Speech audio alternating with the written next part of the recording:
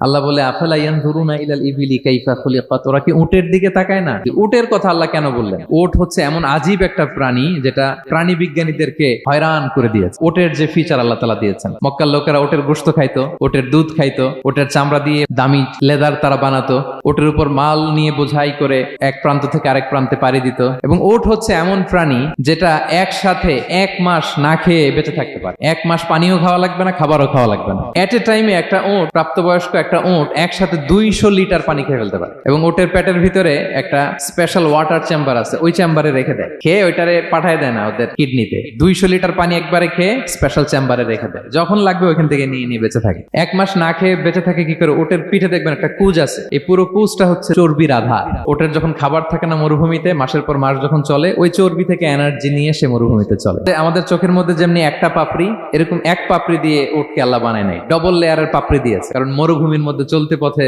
লু হাওয়া থাকবে, মরুভূমির সাইমুম, বালুর ঝড়, এই ঝড় মোকাবেলার জন্য, লু হাওয়া মোকাবেলার জন্য ডবল লেয়ারের চোখের পর্দা। একটা পর্দা ফেলে রাখে আর একটা খুলে সে হাঁটতে থাকে, তার কিছুই হয় না। সুবহানাল্লাহ। এবং মরুভূমির মধ্যে যে ক্যাকটাস আছে, গুলমলতা, বড় বড় কাঁটা জাতীয় গাছ, যেই কাঁটা পৃথিবীর কোনো প্রাণী খেতে পারবে না, কিন্তু একটা উট অনায়াসে খেয়ে ফেলতে পারে।